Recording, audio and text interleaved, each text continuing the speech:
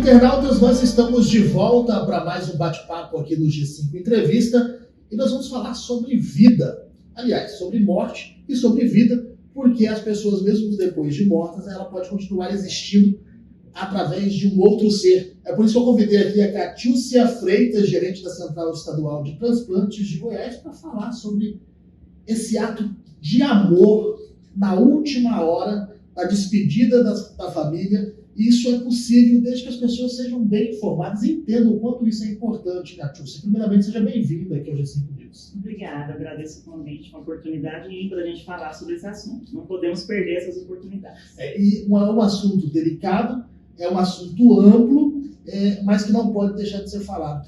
Como está a questão dos transplantes aqui em Goiás? Então, houve uma redução, lógico, pós-pandemia, né, uma redução lenta ainda, mas não é só em Goiás, é no Brasil como um todo, tanto no número de doações, tanto no número de transplante. E nós conseguimos, em 2020, mesmo com a pandemia, aumentar o número de doadores, fechamos com 86 doadores no ano. Em 2021 ainda também mantivemos esses números e em 2022 foram 81 doadores. Apesar da gente ainda conseguir manter uma média, nós precisamos de aumentar muito, porque a fila é muito grande, é muita gente esperando por um órgão. Nesse período de pandemia, aumentou muito a fila? Aumentou. A fila de córneas, de 2019 para cá, ela aumentou uns 200%. Porque o transplante de córneas, por exemplo, foi o único que ficou suspenso durante a pandemia. Ele ficou suspenso por cerca de 6 meses. Então, essa retomada do transplante de córneas também foi muito difícil. Hoje é a nossa maior fila. Nós temos 1.458 pessoas esperando por uma córnea aqui em Goiás.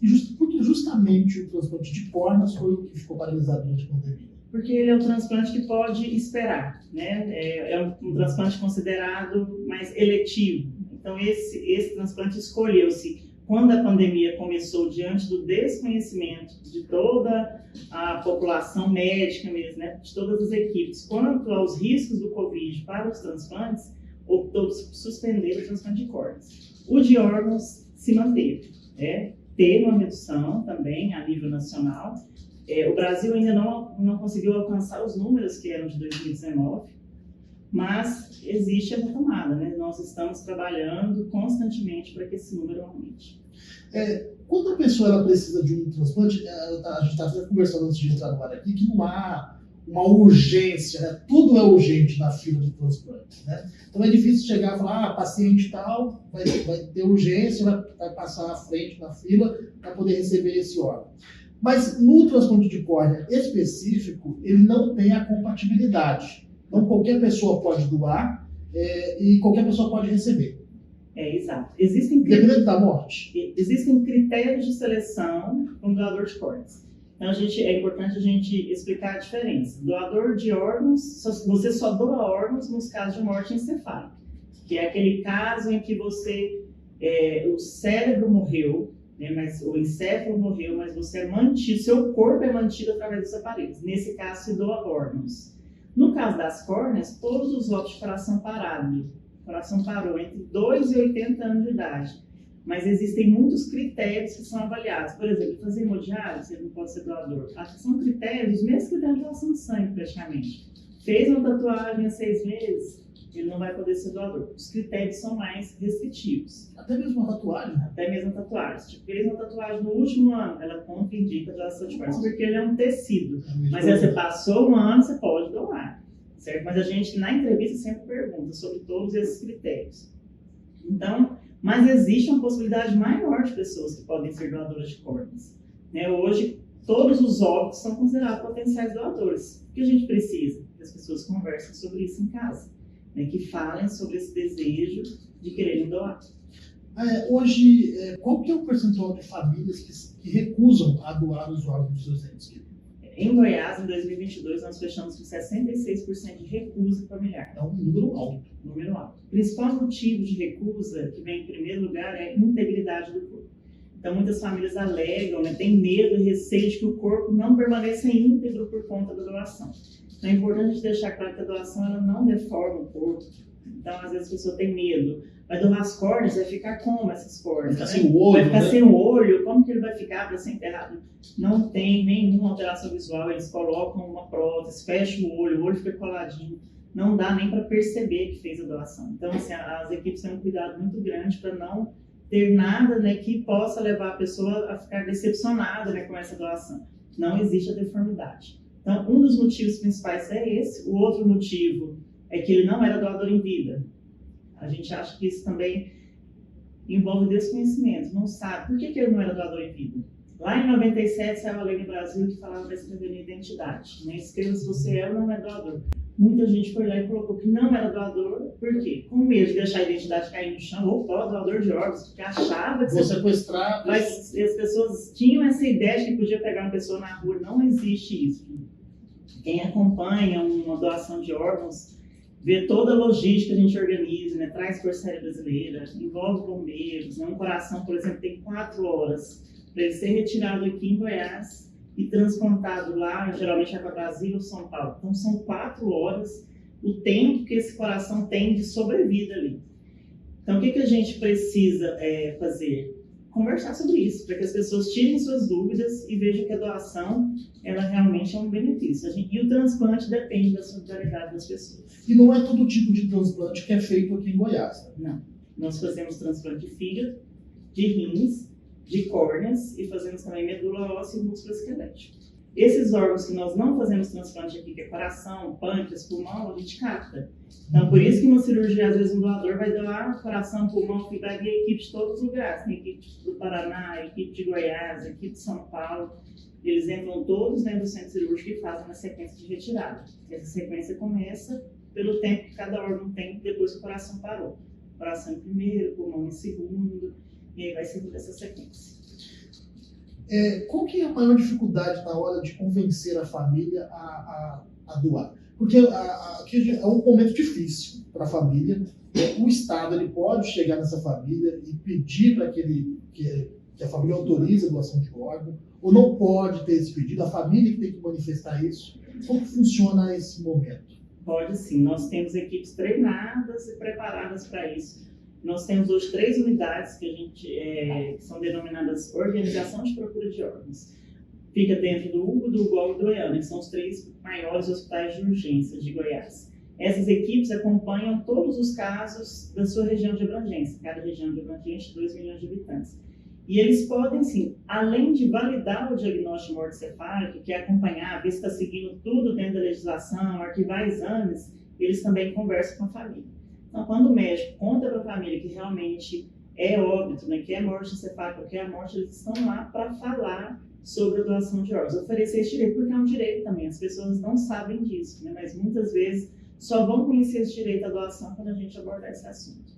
Qual que é o tipo de transplante mais difícil? Qual é o tipo de órgão mais difícil de captar aqui em Goiás? De captar é o pulmão, né? Se você pegar o ano passado, eu vejo que nós tivemos 2 doadores de pulmão. Por quê? Porque o pulmão ele é o primeiro órgão a ser mais prejudicado por conta da ventilação mecânica, né? E ele tem que estar em boas condições para ele ser. É um transplante muito complexo, ele tem que estar em boas condições para ser transplantado.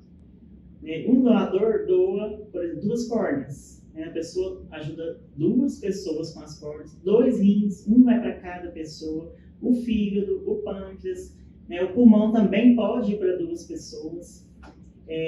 Então a gente precisa trabalhar essa questão, né? De conversar, vamos falar sobre isso em casa.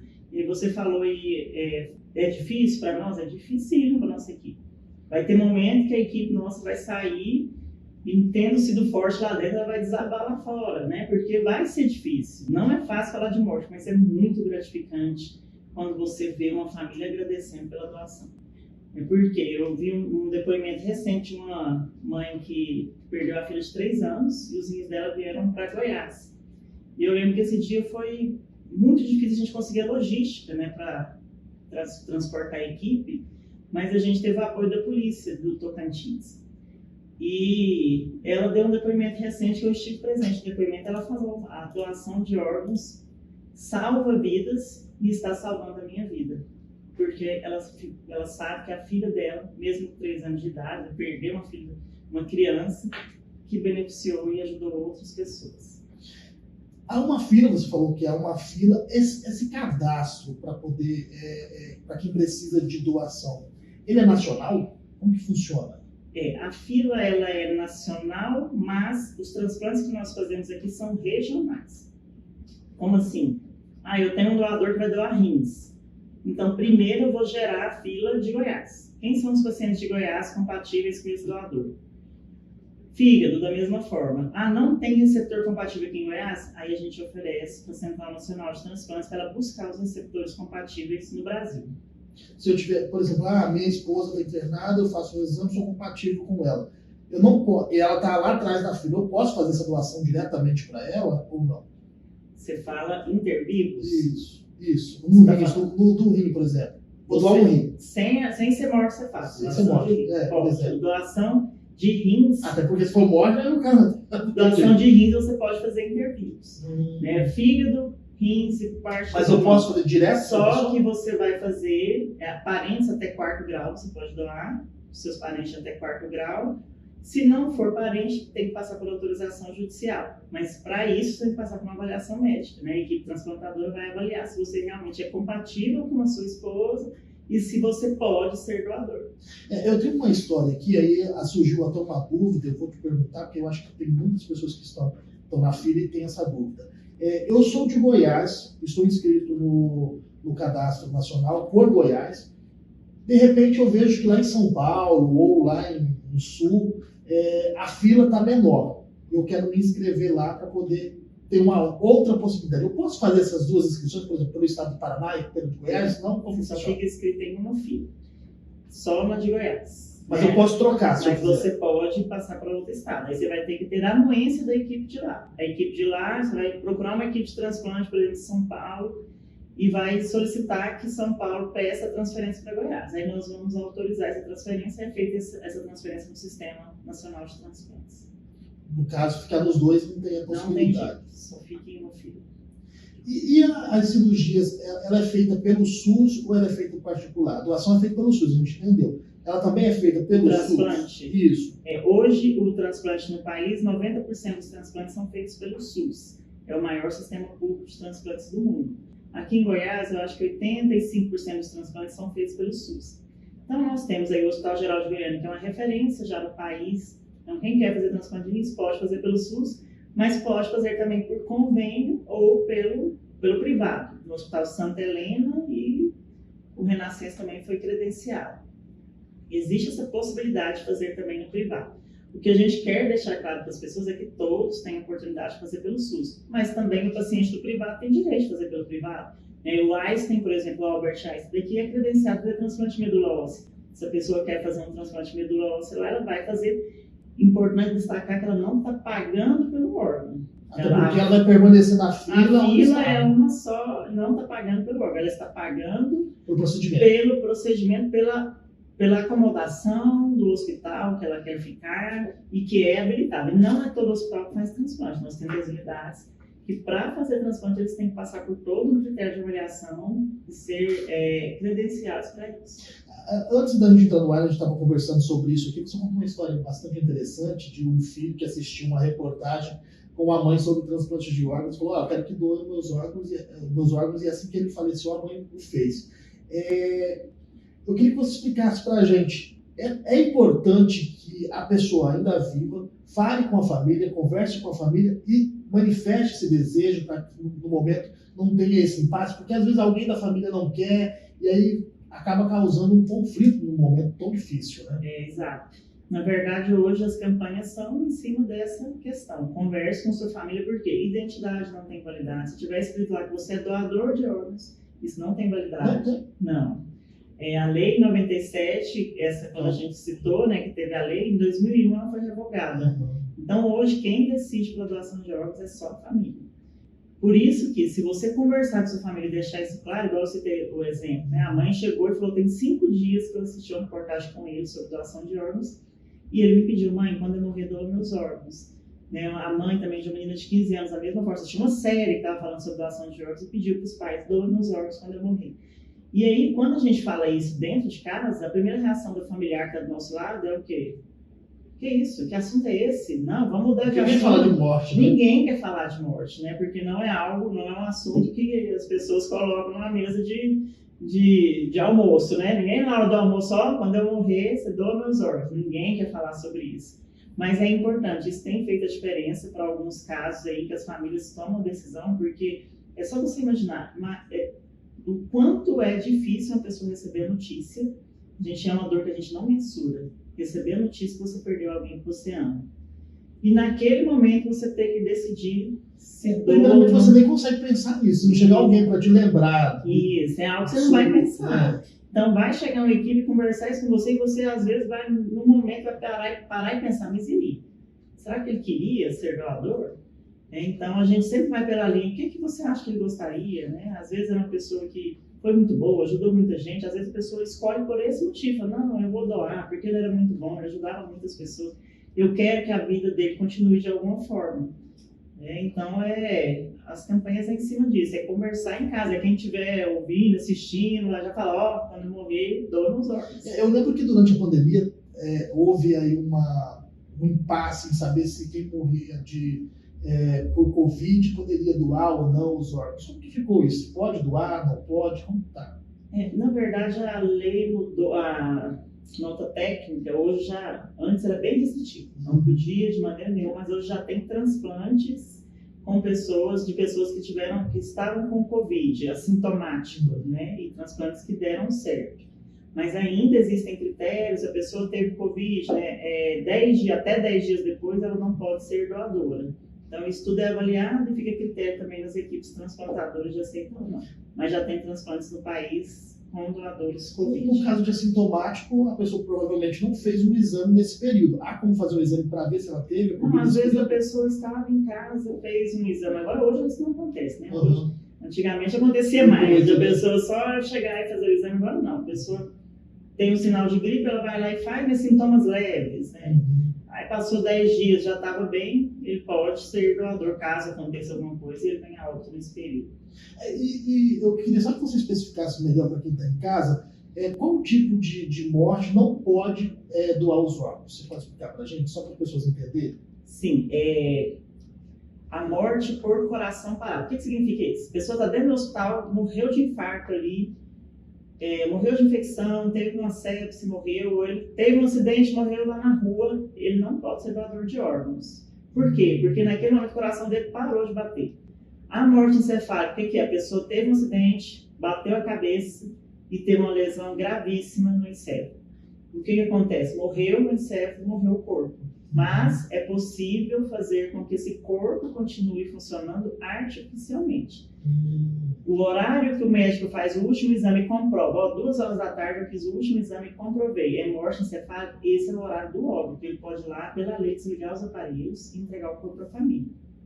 Até quanto tempo depois que você pode fazer a retirada do órgão? Depois da morte? Então, é uma corrida contra o tempo, né? As famílias às vezes vão pedir tempo. Pede assim pra gente, eu faço uma entrevista agora. Isso é um problema sério. Faço entrevista agora porque eles estão naquele impasse, eu preciso conversar com outros familiares, vocês deixam eu responder amanhã? O que a gente faz? A gente deixa, mas a gente sempre deixa claro que, olha, a partir de agora pode acontecer a parada cardíaca em qualquer momento.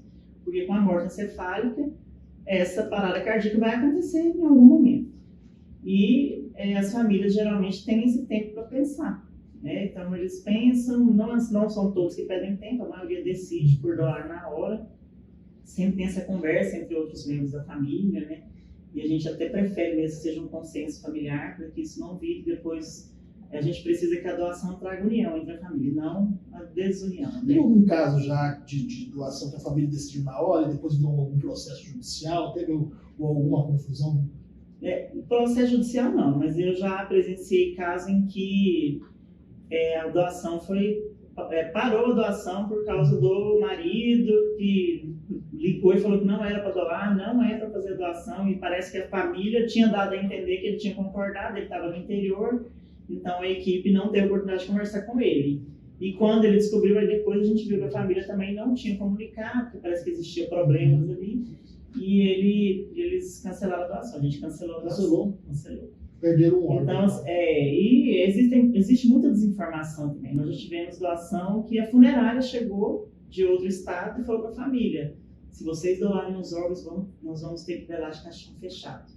A família desistiu da doação com toda a equipe aqui já em Goiás. Mesmo a gente explicando que não é. E não é. Não tem que velar de caixão fechado porque doou os órgãos. Não existe isso, né? Isso é mito. Então, esses mitos, essas dúvidas, essas desinformações que são divulgadas, principalmente nas redes sociais, fazem com que as pessoas tenham receio e não doem. Ok. Quero agradecer muito a sua presença aqui. Se a gente esqueceu de falar alguma coisa sobre esse tema tão importante, o microfone está aberto, está à disposição. Eu queria deixar à disposição a gerência de transplantes para palestras. A gente faz palestra em todos os lugares, escola, igreja, empresa, faculdade, nos hospitais. Então, quem quiser pode nos procurar, 3201-2200, pode ligar para nós. A gente está à disposição e é um trabalho que a gente faz que é de formiguinha mesmo. Não adianta, o transplante depende da solidariedade das pessoas. A gente sabe que não é fácil falar da morte, mas a gente precisa que as pessoas conversem sobre isso. Você falou um assunto importante. Vou fazer uma última pergunta. Então, questão de religião, né? Tem religião que não permite a transfusão de sangue, por exemplo. Como vocês têm feito trabalho com essas pessoas para poder falar sobre a importância da doação de órgãos?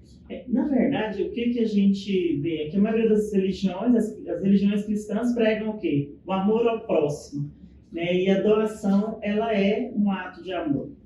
Então, a gente não tem a recusa porque eu sou de tal religião. Nenhuma religião hoje contraindica, não fala, não doe. Mas existe a questão do milagre, né? E eu gosto de deixar esse recado sempre do milagre na doação de órgãos. E é o milagre que uma mãe mesmo de um doador citou. Ela disse que estava esperando por um milagre e não sabia que o milagre seria o filho dela na vida de outras pessoas. Então a doação é isso, é você poder proporcionar um milagre para outras pessoas. Nós tivemos a mãe de um bebê de 3 meses que também fez o mesmo comentário. Ela, se até a hora dele chegar no centro cirúrgico ele acordar, o milagre era dele. Se ele não acordar, o milagre era para outros. Então por isso eu vou doar. Então a doação é isso, é um ato de amor, né? Muita gratidão de quem recebe. E depois para essa família vai ficar aquele conforto de saber que pode ajudar o próximo. Eu estou falando aqui em encerrar, mas aí chegou 2 perguntas que eu tenho que fazer para tirar essa dúvida. Pessoas que são diagnosticadas com HIV ou câncer, pode doar? Então, o câncer é contraindicação absoluta para doação de órgãos, mas não é contraindicação absoluta para doação de córneas. Tá? O HIV é contraindicação absoluta. Hoje nós já temos transplante de receptores com HIV, mas o doador ainda não. No Brasil não, mas no futuro sim. Já tem outros países que fazem, né, entre pessoas com HIV. Então, atualmente no Brasil o HIV é uma contraindicação absoluta e o câncer também. Só alguns cânceres como o câncer de colo uterino, o câncer de pele, alguns cânceres não são contraindicados. Mas são poucas as contraindicações absolutas. Às vezes a pessoa brinca, eu bebo muito, né, eu fumo demais. Não, isso não é contraindicação para doação de órgãos. A gente deixa a critério da equipe transplantadora para avaliar. Bom, eu conversei aqui com Catiúcia Freitas, gerente da Central Estadual de Transplantes de Goiás. Quero agradecer muito a sua presença aqui, deixar o espaço aberto para as campanhas, para a orientação da população. E sempre que puder, passe por aqui, você vai ser muito bem-vindo. Obrigada, eu agradeço o convite. E para você que nos acompanha, até o nosso próximo encontro.